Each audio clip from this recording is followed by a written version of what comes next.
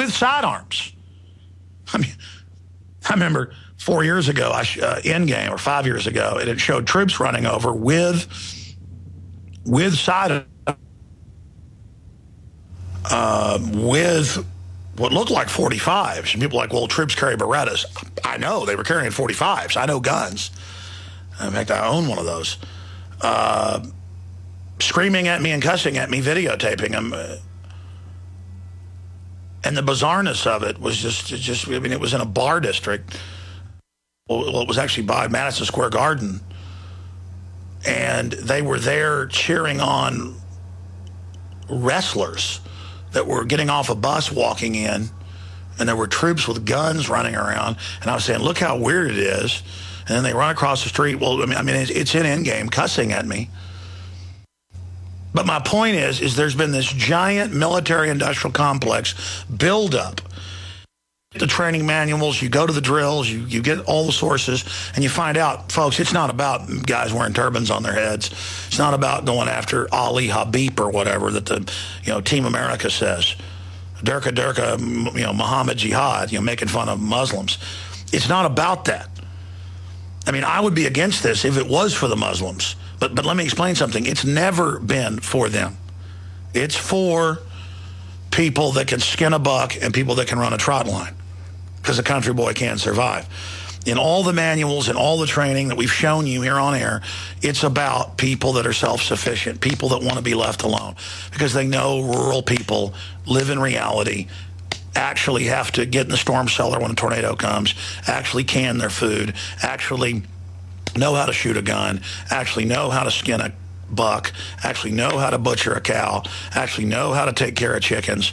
And you are going to be the only opposition when they fully collapse this country into staged civil war.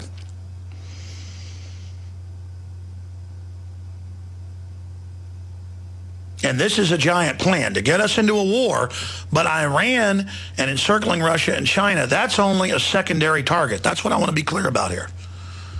That's only a secondary target. I'm going to say it again.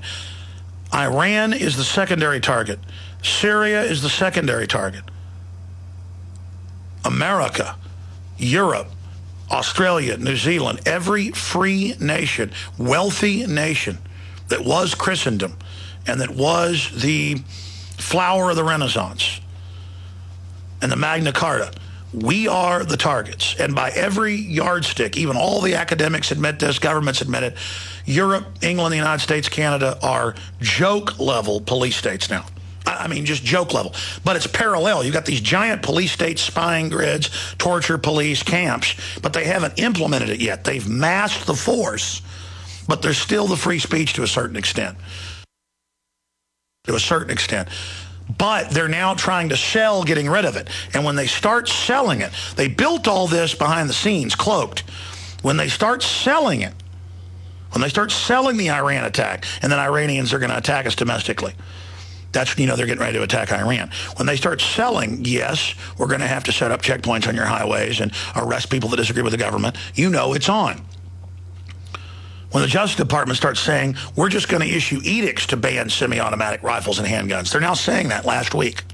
NRA came out and said they're going to use edicts to ban guns next administration. And you know what? That's not scaremongering by the NRA. They actually, that's why the ATF last year, we broke this. Local gun dealers gave me the letters, 2 separate ones. People couldn't believe the letters at the time. They said, but that's not law. Where the ATF came and said, we're going to restrict the number of guns you can sell and who you can sell them to, and you got to call us when you sell a gun, even though they already call them. It's just about you follow stuff that isn't law. You do what we tell you. And so it's now happening. And we're going to have to start just saying no. This is an illegal, illegitimate, out-of-control government, and you look at what the government's doing, and if it isn't in the Bill of Rights and Constitution, it's illegitimate. Marbury versus Madison. But it still comes down to the point of we got to just start saying no to this. Like they said it was the law that black folks couldn't use the bathroom or couldn't stay in a hotel. I mean, can you imagine showing up to town and there's no black bathroom and you can't go to the bathroom? So you got to go out and go behind a tree. That's what black folks had to do. And black folks finally just said, you know what? I'm not going to put up with this anymore. Well, it's the same thing for all Americans now. With the TSA and all of it, we just got to say, you know what? I'm done. You do whatever you're going to do. I'm going to start not complying. And you got to pick your battles, but it's time to really get aggressive with this system. Now, we're going to get Matt Stein on at the bottom of the next hour because I do want to get to all these videos. And we also have the video, basically, of why Judge Andrew Napolitano was fired from his Fox Business show. And the last thing he said on his show, and I'm going to repost it on Infowars.com as well. I'm going to have Kurt Nimmo do an article about it. But we're going to air that coming up in the next hour. Just a little 4.5-minute clip, but very eloquent, where he finally just says the whole system's fake. It's all a fraud. New World Order. It's all a scam. They own both parties.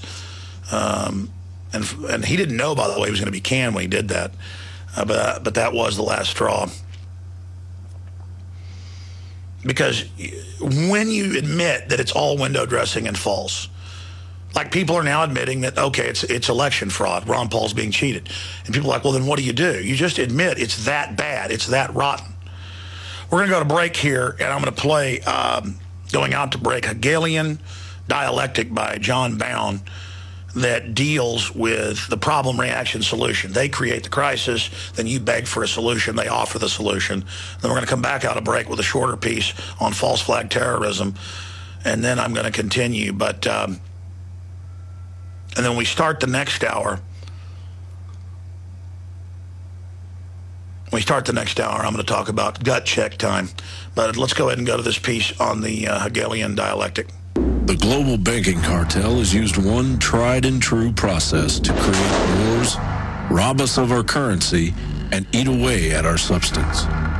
This process of control over the masses is called the Hegelian dialectic. So what is it, and how is it being used today?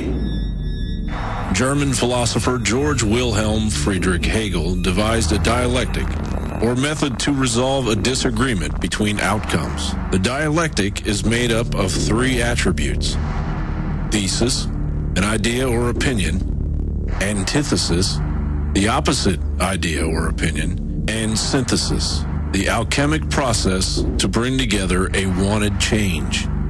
It is commonly referred to as order out of chaos, and is waged against the masses in many forms.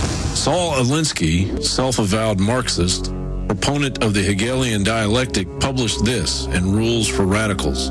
Any revolutionary change must be preceded by a passive, affirmative, non-challenging attitude toward change among the mass of our people. They must feel so frustrated, so defeated, so lost, so futureless in the prevailing system that they're willing to let go of the past and chance the future. George Bush became the hero of 9/11 simply due to the fact that he was the president, and then rammed through legislation that threatened our liberties as we all complacently stood by and allowed it to happen. A manufactured crisis occurs, thesis. George Bush answers it by rallying public opinion and becoming the host of the tragedy, antithesis, thus owning the crisis through synthesis. Equilibrium is attained. All of the once separate parts of the plan are joined together. In this example, the Patriot Act acting as the equilibrium on the desired road to tyrannical fascism in America. They're too good at what they're doing. They create the crisis on record. They sell the fraud. Then they say, give us more power. Give up your sovereignty, Europe, America, and we'll fix it. But then it only implodes faster. They make bigger bonuses, but they're destroying their own golden goose. They're hacking it open greedily. When it's giving them a golden egg every morning, they think there's eggs inside. I think the point you made of because they're on record creating this to consolidate power. They've bragged about it. Those memos have been made public by Goldman Sachs and others. But they're going to fry things so badly, the bankers are all running to private islands with their own security teams. I mean, like they want to rule everything so much and have just so many digits in their bank accounts that they're going to devalue the value of the digits through their sheer greed. That is a possibility. And if you look at the Hegelian dialectic, if that crisis at the beginning spins out of control, they lose the tail end of the dialectic, don't they? There will be no synthesis at the end. They'll be lucky if they survive. Another method to manipulate the masses is the use of two opposing views to attain the desired view. Politician A espouses the first view. Politician B counters with a differing view. A clear example of this was the debate over the unconstitutional NDAA bill of 2012. I strongly believe that the United States government should not have the ability to lock away its citizens for years and perhaps decades without charging them and providing a heightened level of due process. We don't pick up citizens. We don't incarcerate them for 10 or 15 or 20 years or until hostilities end, and no one knows when they will end, without giving them due process of law. The great concern that we have now in terms of the security of the homeland is from so-called homegrown terrorists, radicalized Americans.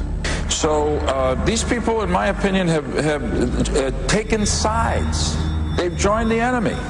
And to have this body at this time, as the threat of homegrown terrorism rises, say no, they can't be treated as enemy combatants, is not only doesn't make sense, and is totally unresponsive to the facts that I've just described.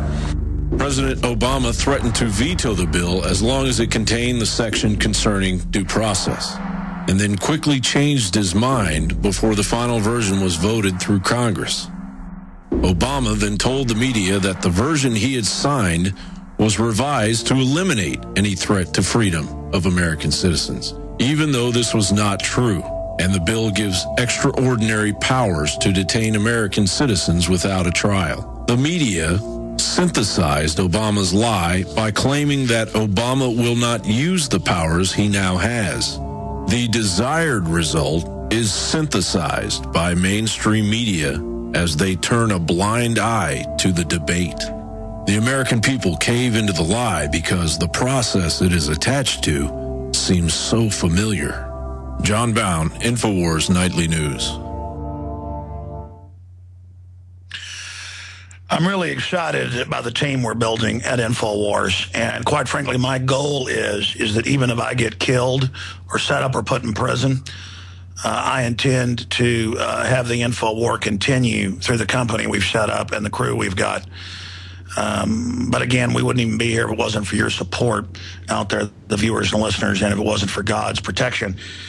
I want to go ahead and go to another little short piece here that accompanied John Bound's piece on the Nightly News last Thursday. This is False Flags with Darren McBreen getting into what a false flag is, also part of the Hegelian dialectic of problem-reaction